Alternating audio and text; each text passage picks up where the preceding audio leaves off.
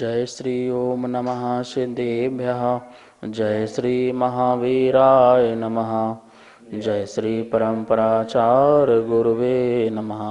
जय श्री उमा स्वामी गुरुवे नमः। जय श्री शांति सागर गुरुवे नमः। जय श्री विद्यानंद गुरुवे नमः। मोक्ष मार्गस्य नेतारं भेतारं कर्म भूभृतां ज्ञातारं विश्वतत्त्वानां वन्दे तद्गुणलब्धे।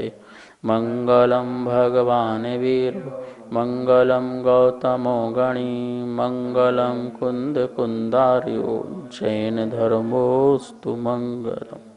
तत्वाशुद्ध परम मांगलिक ग्रंथ है। आचार्य कुंद कुंद के पट्ट शिष्य आचार्य उमा स्वामी द्वारा यह विक्रम की प्रथम शताब्दी में लिखा गया है, जिसमें संस्कृत भाषा है। भाषा और इसकी शैली जो है वह सूत्रात्मक है। 10 अध्यायों में विभाजित है, 7 तत्वों का जिसमें बहुत सुंदर से वर्णन है। हम सभी लोग तृतीय अध्याय देख रहे थे, जिसमें मध्य लोक के बारे में वर्णन चल रहा था। उसमें जम्बू द्वीप में अपन ने देखा क्षेत्र, पर्वत, पर्वतों का विस्तार, ऊंचाई आदि, और उसमें पाए जाने वाले पद्म आदि सरोवर। आज हम सभी लोग इसमें जो भरत क्षेत्र है, भरत क्षेत्र में जो हिमवन नाम का पर्वत है जिससे नदियां निकलती हैं, और ये भरत क्षेत्र का जो 5 म्लेच्छ खंड और एक आरखंड की व्यवस्था कैसी है, और उसमें पाया जाने वाला जो विजयार पर्वत है उसकी कहाँ पर भरत क्षेत्र में व्यवस्था है, उसके बारे में इसको चित्र के माध्यम से देखते हैं। आपको यहाँ स्लाइड में दिखाई दे रहा होगा भरत क्षेत्र लिखा है। एक तरफ जो चित्र बना हुआ है और उसमें क्या बना हुआ है, ऊपर का एक पर्वत जो हिमवन नाम का पहला जो पर्वत है वो बना है, उसके ऊपर एक पद्म नाम का सरोवर बना है, और आप देखिए 2 नदियाँ वहाँ से उस कुंड से गिर रही हैं, और नदियाँ का जो जल है पर्वत से होते हुए नीचे आ रहा है और भरत क्षेत्र के नीचे भाग में दक्षिण भाग तक पहुँचा। क्योंकि भरत जो क्षेत्र है, जम्बू द्वीप है, उसके चारों तरफ लवण समुद्र हैं, और वो नदियों का पानी कहाँ पर लवण समुद्र में जाकर के मिल जाता है। बीच में एक पर्वत देख रहे होंगे आप, जो कि विजयार पर्वत है, और वो विजयार पर्वत के कारण इस जो भरत क्षेत्र हैं उसके कितने खंड हो जाते हैं, 6 खंड हो जाते हैं। जो नीचे वाला जो बीच का जो खंड है उसे कहते हैं आर खंड, बाकी जो 5 खंड हैं वह म्लेच्छ खंड कहलाते हैं, जहाँ पे किसी भी प्रकार का काल का परिवर्तन नहीं होता है। इस आर खंड में ही काल का परिवर्तन होता है। 6 काल होते हैं, जो आप बोलते हैं पहला काल, दूसरा काल, और अभी पंचम काल चल रहा है, फिर छठम काल आएगा।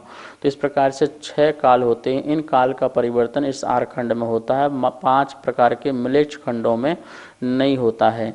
तो इस प्रकार से यह भरत क्षेत्र की ये संरचना है। इसको अपन बोर्ड के माध्यम से भी चित्र को देखते हैं।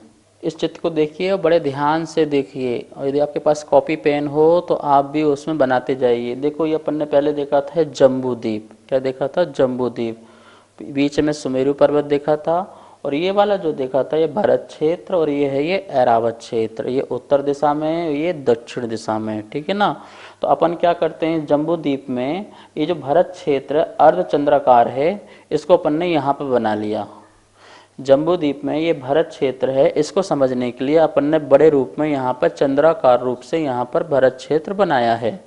और इसमें जो पहला पर्वत था, आपने लिखा था हिमवन नाम का पहला पर्वत था, और यही पर्वत अपन ने बनाया यहाँ पर। हिमवन नाम का जो है ये पहला पर्वत है, ये लिखा है हिमवन पर्वत, ठीक है ना। और इसमें जो है एक तालाब है जिसका नाम है पद्म सरोवर।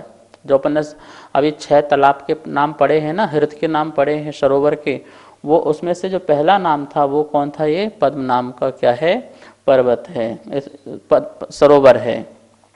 और इस जो पर्वत है, ये जो पर्वत है, इसकी जो ऊंचाई कितनी पड़ी थी अपन ने? 100 योजन ऊंचाई पड़ी थी। इसका रंग कैसे पड़ा था? स्वर्ण के समान, हेम, स्वर्ण के समान। इसमें ये अनेक मणियों आदियों से खचित है। इस प्रकार से अपन ने ये पढ़ा था।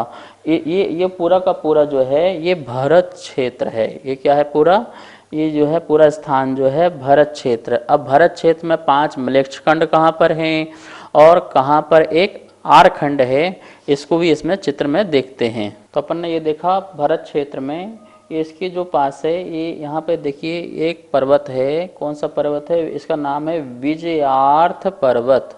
क्या नाम है? विजयार्थ पर्वत। ये भारत क्षेत्र में एक पर्वत है जिसका नाम विजयार्थ पर्वत है। ये विजयार्थ पर्वत में कौन? जो विद्याधर हैं, जो विद्या से संपन्न मनुष्य हैं। मनुष्य तो यहाँ भी होते हैं, यहाँ सब जगह मनुष्य होते हैं, लेकिन यहाँ पर कौन से मनुष्य रहते हैं?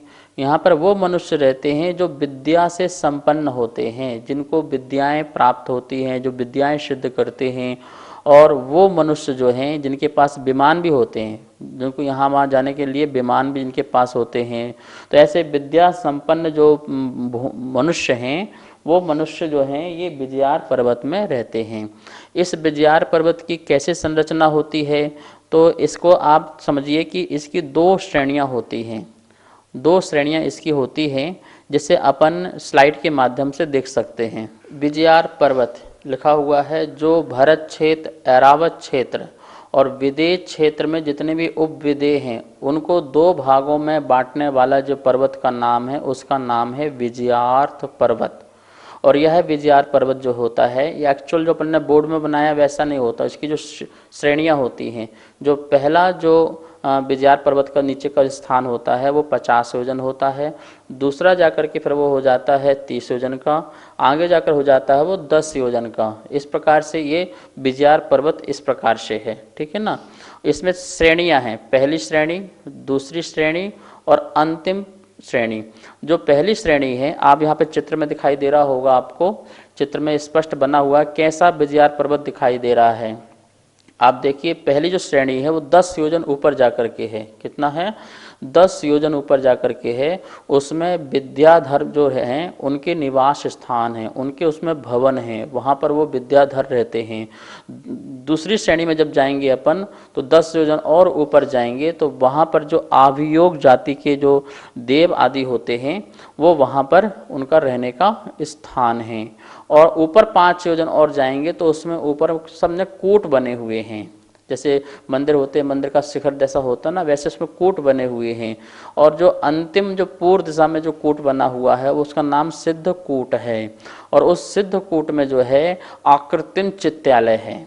क्या है? आकृतिम चित्यालय है। आप देखो इस स्लाइड में आपको चित्र दिखाई दे रहा होगा विजयार्थ पर्वत का। तो विजयार्थ पर्वत की संरचना जो है वो इस प्रकार से है। और इसी विजयार्थ पर्वत में जो है दो गेट होते हैं, दो बड़े दरवाजे होते हैं, जिसको तिमिस्र नाम का और खंड प्रपात नाम के दो दरवाजे होते हैं, जिससे नदियों का पानी आता है, नीचे से पानी आता है और जो समुद्र में आकर के मिल जाता है। मतलब जो पद्म सरोवर है वहाँ से जो पानी की धारा निकली दो नदियों की, वो बहते बहते इस विजयार पर्वत के जो नीचे गुफा टाइप सा है, वो दो गुफाएं हैं, वो दो गुफा ही हैं। उन दो गुफाओं से जल की धारा निकलती है नदियों की और आरखंड तक पहुँचती है और उसके बाद वह लवण समुद्र में जाकर के मिल जाती है। जो वो दो गुफाएं हैं, उन दो गुफाओं का जो नाम है तिमिस्र नाम का पहली गुफा और दूसरी की खंड प्रपात नाम की दूसरी गुफा होती है। इस प्रकार से ये विजयार पर्वत की संरचना है। नमोस्तु गुरुवर, इस पर्वत का नाम विजयार्थ पर्वत क्यों रखा गया है? विजयार्थ जो नाम है, वैसे तो इसका नाम विजयार्थ शाश्वत नाम है, किसी ने रखा नहीं है। फिर भी यदि अपन अर्थ निकालना चाहें तो जितने भी चक्रवर्ती होते हैं वो इस पूरे भारत क्षेत्र की विजय करने जाते हैं। तो आधी जो विजय है वो विजयार पर्वत के एक तरफ है और आधी जो है एक तरफ है। तो इस प्रकार से भारत क्षेत्र में जो आरखंड है, वो आरखंड में रहने वाला जो चक्रवर्ती है जब विजय करने जाएगा तो आधा भाग जो है वो विजयार पर्वत के दूसरी तरफ है, मतलब उत्तर की तरफ है। तो उसको जीतने के जाने के लिए वो विजयार पर्वत की गुफाओं से जाता है, इसलिए उसका नाम आधा हो गया। तो विजय करने के आधे भाग में उस तरफ जाने के कारण इसका नाम विजयार्थ पर्वत नाम पड़ा है। ये अपना बताया हुआ अर्थ है, ऐसा शास्त्रों में भी मिल सकता है, लेकिन ये नाम जो है विजयार पर्वत शाश्वत नाम है। तो जैसा कि मैंने आपको बताया कि भरत क्षेत्र का विभाग करने वाला यह विजयार पर्वत है। ये विजयार पर्वत बताया मैंने आपको, इसकी 2 श्रेणियां होती हैं। 10 योजन ऊपर जाकर के जो पहली श्रेणी है उसमें जो भवन बने हुए हैं वो विद्याधरों के रहने के भवन बने हुए हैं। उसके ऊपर 10 योजन और जाएंगे तो आभियोग जाति के जो देव हैं उनके भवन बने हुए हैं। और उसके ऊपर 5 ऊपर और जाएंगे तो उसमें कूट बने हुए हैं। और यहाँ पे जो अंतिम कूट है यहाँ पर बना हुआ है, यहाँ पर जो पूर्व दिशा है ये, तो अंतिम जो कूट है यहाँ पर आकृतिम चित्तालय बना हुआ है, एक शाश्वत आकृतिम चित्तालय जिन मंदिर बना हुआ है। अब देखिए जो ये विजयार पर्वत है इसमें 2 गुफाएं हैं, एक गुफा है और एक ये गुफा है। ये तिमिस्र नाम की गुफा है, तिमिस्र नाम की गुफा है, और ये खंड प्रपात नाम की गुफा है। तो ये पहली गुफा तिमिस्र गुफा और एक खंड प्रपात नाम की गुफा। देखिए ये जो अपन ने पद्म सरोवर पढ़ा था, ये जो हिमन पर्वत में एक पद्म नाम का सरोवर है और इससे 2 नदियां आ रही हैं, यहाँ कहाँ पर भरत क्षेत्र की ओर आ रही हैं। तो इससे जो जल गिरता हुआ कहाँ पर आया, ये इस प्रकार ये बीच में विजयार पर्वत आ गया। तो विजयार पर्वत के नीचे गुफा है, सुरंग है, जिससे यह जल जो है खंड प्रपात नाम की गुफा से होता हुआ ये पूरे भरत क्षेत्र में जा रही है। और यह जो दूसरी नदी है वह भी नीचे गिरते हुई यह विजयार पर्वत तक आई। और विजयार पर्वत की जो तिमिस्र नाम की जो गुफा है, मतलब वो पर्वत के नीचे सुरंग है, उससे जल जो होता हुआ ये यहाँ पर आया। और यहाँ पर ये पूरा लवण समुद्र है, तो आके समुद्र में आकर के वो जल मिला।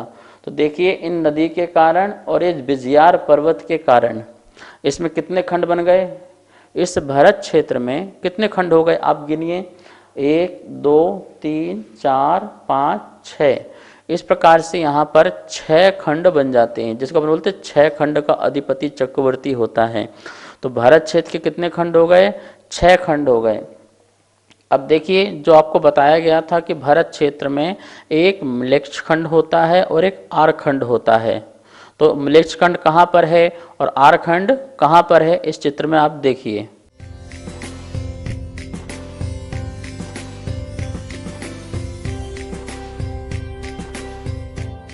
तो इस भरत क्षेत्र में विजयार पर्वत के कारण और 2 नदियों के कारण क्या हो गया, यहाँ पर 6 खंड बने। पहला बना आर खंड, ये आर खंड पहले बना, और ये 5 म्लेच्छ खंड। देखिए एक म्लेच्छ खंड यहाँ पर है, दूसरा म्लेच्छ खंड यहाँ पर है, तीसरा म्लेच्छ खंड यहाँ पर है, चौथा म्लेच्छ खंड यहाँ पर है और 5वां म्लेच्छ खंड यहाँ पर है।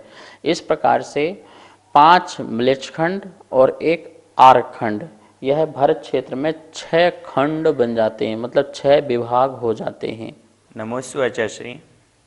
इस भरत क्षेत्र में भारत, अमेरिका, चीन, जापान आदि देशों का स्थान कहाँ पर है? वर्तमान में जो भी हमें देश के नाम पता हैं या जानकारी में हैं, जैसे अमेरिका है, जापान है, रशिया है, हिंदुस्तान है, भारत मतलब, और भी चाइना आदि जितने भी देश हैं, और इसके अलावा जितने भी समुद्र हैं, उपसमुद्र हैं, ये सभी के सभी जो हैं इसी आर खंड में होते हैं। भारत क्षेत्र का जो आर खंड है, जो आपको मैंने 5 म्लेच्छ खंड निकाल दीजिए, उसमें जो आर खंड है उस आर खंड में ही इनका अस्तित्व पाया जाता है, इनका स्थान यहीं पर पाया जाता है। अभी तो बहुत कुछ खोजने की ज़रूरत है, बहुत रहस्य अभी छुपे हुए हैं जो साइंस की नज़र में नहीं हैं। विज्ञान जो है एक अन्वेषण करता है, एक खोज करता है और खोजते खोजते आगे तक पहुंचता है। लेकिन जो सर्वज्ञ का जो ज्ञान है वो महासाइंस है, जो सब कुछ जो है जैसा है उसको वह ज्ञान के माध्यम से हम सबको बताते हैं। तो आप इस बात का ध्यान रखें कि जितना साइंस अभी बता रहा है वर्तमान का उतना ही पूर्ण सत्य है, ऐसा नहीं है। अभी तो बहुत कुछ सत्य के पर्दे निकलने की अभी ज़रूरत है। शास्त्रों में तो सब कुछ बता ही दिया गया है। तो इस बात का भी ध्यान रखना कि जितने भी अभी वर्तमान में देश हैं वो सभी के सभी आर खंड में ही हैं। तो ये पूरा जो भारत क्षेत्र है इसका जो विस्तार है 526 से 6/19 योजन होता है। और जो ये आर खंड दिख रहे हैं अपन, इस आर खंड में ही जो वर्तमान में जितने भी देश और जो उप समुद्र आदि हैं वो सभी समुद्र इसमें पाए जाते हैं। लवण समुद्र तो महासमुद्र है, ठीक है ना, लेकिन जितने भी अभी समुद्र आपको दिखाई दे रहे हैं और देश दिखाई दे रहे हैं ये सब आर खंड में ही हैं।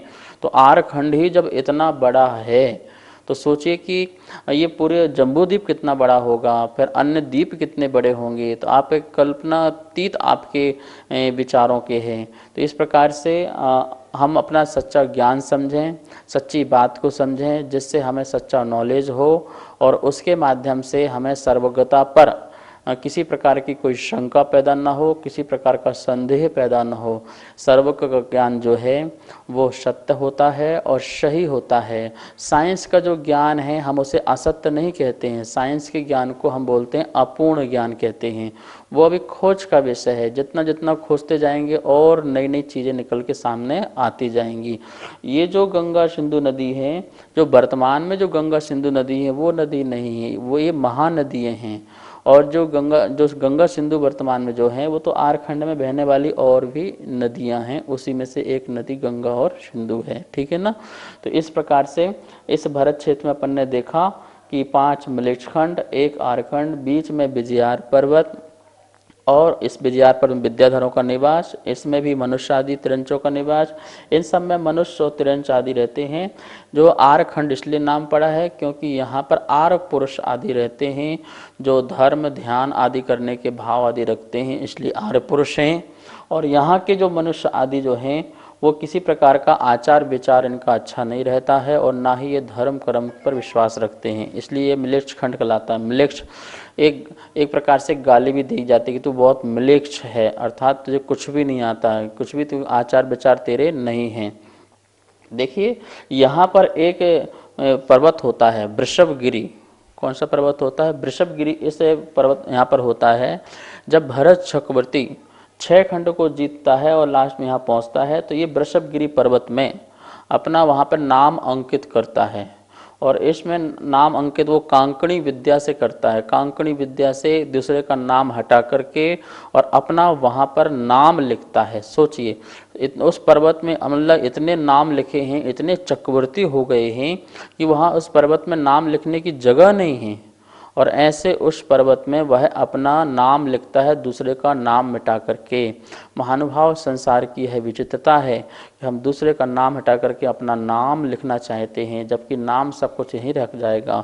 हमें आध्यात्मिक जीवन जीना चाहिए। ये सब पढ़ने के माध्यम से हमें पता चलना चाहिए 6 खंड जीतने के बाद भी वो क्या ले जाता है अपने साथ। क्या परिवार ले जाता है? 6 खंड ले जाता है। क्या सोना चांदी ले जाता है चक्रवर्ती? 6 खंड जहाँ की तहाँ पड़ा रह जाता है। उसको भी संसार का त्याग करना पड़ता है, मुक्ति पाना है, परम सुख पाना है, परम आनंद पाना है। हम तो अभी 1 खंड के भी अधिपति नहीं हैं, ठीक है ना। छोटे से एक मकान के अधिपति होंगे, उसको भी छोड़ना पड़ता है। भरत चक्रवर्ती जैसे जीव को, कोई भी चक्रवर्ती जीव को 6 खंड का राजपाट भी छोड़ना पड़ता है जब मुक्ति मिलती है। और एक बात ध्यान रखना, जो चक्रवर्ती होते हैं वो 6 खंड के अधिपति होते हैं, और जो नारायण प्रतिनारायण होते हैं वो 3 खंड के अधिपति होते हैं, 2 म्लेच्छ खंड और 1 आरखंड। तो इस प्रकार से वह 3 खंडों के अधिपति कहलाते हैं। इस प्रकार से अपन ने यहाँ पर भरत क्षेत्र में कौन कौन सी व्यवस्थाएं हैं, और ये ध्यान रखना काल का परिवर्तन जो है वो यहीं पर होता है। कहाँ होता है? इस आर खंड में ही काल का परिवर्तन होता है। पहला काल, दूसरा काल, तीसरा काल, चौथा काल, पंचम काल और छठम काल। अभी पंचम काल चल रहा है, बाद में छठम आएगा।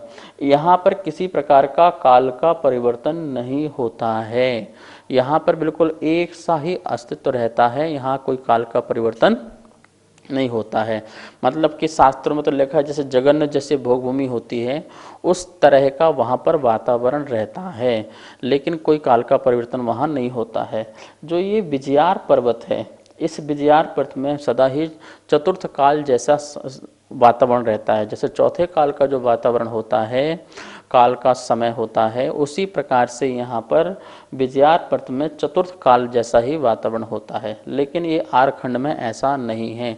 समय समय पर प्रगति में उतार चढ़ाव पैदा होता है, जिसके कारण मनुष्यों की अवगाहना, मनुष्यों की बुद्धि और उनकी ऊंचाई आयु सब कुछ घटती घटती और सब कुछ बढ़ती बढ़ती इस प्रकार से नजर आती है। इसी को बोलते हैं अवसर्पणी काल और उत्सर्पणी काल। अवसर्पणी काल के 6 कालों में सब कुछ घटता हुआ नजर आता है और उत्सर्पणी के काल में सब कुछ बढ़ता हुआ नजर आता है। इस प्रकार से काल चक्र का परिवर्तन जो है इस आरखंड में हमको दिखाई देता है। एक बात और भी ध्यान रखेंगे, इसी आरखंडों में ही महापुरुषों का जन्म होता है। 24 तीर्थंकर जो हैं, 63 सलाह का महापुरुष हैं, नारायण हैं, प्रतिनारायण हैं, ये सभी का सभी बलभद्र आदि हैं, ये सबका जो जन्म है कहाँ पर होता है? इसी आरखंड में ही होता है। और इस आरखंड में जन्म लेकर के वो प्रभावना आदि जो है इसी आरखंड में आदि करते हैं। मात्र चक्रवर्ती ही है जो इस आरखंड से और खंडों में जाकर के विजय आदि करने जाता है। बाकी जो और जितने भी यहाँ पर हैं वो अन्य मिलेच्छ खंडों में नहीं जाते हैं। अर्ध चक्रवर्ती 2 मिलेच्छ खंडों में और जाते हैं, लेकिन सामान्य जितने भी मनुष्य हैं या महापुरुष आदि सभी जो हैं वो कहाँ पर? इसी ही आरखंड में ही अपना विचरण करते हैं और यहाँ पे ही अपना निवास आदि करते हैं, अपना जीवन यापन करते हैं। हम परम सौभाग्यशाली हैं कि हम इन मिलेच्छ खंडों में हमारा जन्म नहीं हुआ है। हमारा जन्म कहाँ हुआ है? भरत क्षेत्र के आरखंड में हुआ है, जहाँ पर 24 तीर्थंकरों का जन्म हुआ, उनकी वाणी खिड़ी, दिव्य ध्वनि खिड़ी, न जाने कितने मुनिराजों का यहाँ पर समागम मिला। जो भी अयोध्या है, संबेश शिखर है, सब कुछ यहीं पर तो है हमारे आसपास, और हम कितने भाग्यशाली हैं। तो हमें इस आरखंड में जन्म लेने का हमको अवसर मिला है, अपना कल्याण करने का एक अवसर मिला है, जहाँ से कल्याण हो सकता है। इन 5 मिलेच्छ खंडों से हमारा कल्याण नहीं हो सकता है। हाँ, भरत चक्रवर्ती जब यहाँ से विजय करके आता है तो इन जो मिलेच्छ खंड हैं, इन 5 मिलेच्छ खंड से 32,000 जो रानियां हैं वो 5 मिलेच्छ खंड की उनकी होती हैं। और 32,000 जो रानियां होती हैं वो विजयार पर्वत की होती हैं, क्योंकि वो विजयार पर्वत को जीतने जाते हैं। तो विजयार पर्वत से 32,000 रानियां विजयार पर्वत की होती हैं। 32,000 जो रानियां होती हैं उनकी जो वह है मिलेच्छ खंड की होती हैं, और 32,000 जो रानियां होती हैं वो आरखंड की होती हैं। इस प्रकार से 96,000 रानियां भरत जो चक्रवर्ती होते हैं उन सबकी 96 रानियां होती हैं।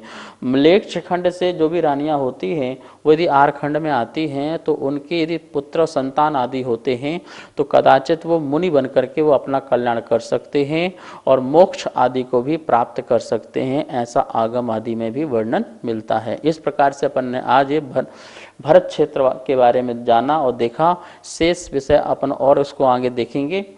इस प्रकार अपन ने देखा आज भरत क्षेत्र के खंड के बारे में, उसमें अनेक प्रकार की जानकारियाँ ली। मुझे विश्वास है आपने सब कुछ नोट कर लिया होगा। फिर भी आपकी कोई मन में शंका हो तो उसे आप भेज देना, जिसका आपका समाधान हो जाएगा। अब अपन सब लोग जिनवाणी स्तुति करते हैं। जावाणी के ज्ञान से सुजे लोकालोक, शोवाणी में धरो सदा देत हो धो। हे जिनवाणी भारती तो हे जपो दिन रेन, जो तेरा शरणा धरे सो पावे सुख चैन। सभी को बहुत बहुत मंगल आशीर्वाद। जय जिनेन्द्र। जैसा कि आप सभी यहाँ पर देख रहे हैं, आचार्य श्री के द्वारा जैन पाठशाला में तत्वार्थ सूत्र का सरलीकरण करके चित्रों और स्लाइडों के माध्यम से जो अध्ययन कराया जा रहा है, उसी अध्ययन का यहाँ पर चित्रों स्लाइडों के माध्यम के साथ में यह पुस्तक यहाँ पर प्रिंट होकर के प्रथम अध्याय की पुस्तक हमारे पास में आ चुकी है। जो भी महानुभाव इस पुस्तक को मंगवाना चाहते हैं, नीचे दिए गए नंबर पर आप संपर्क कर सकते हैं। एवं यदि कोई महानुभाव अगले अध्याय, द्वितीय, तृतीय आदि अध्यायों की यदि पुस्तक छपवाना चाहते हैं, उनके भाव बन रहे हैं, तो भी नीचे दिए गए नंबरों पर संपर्क कर सकते हैं।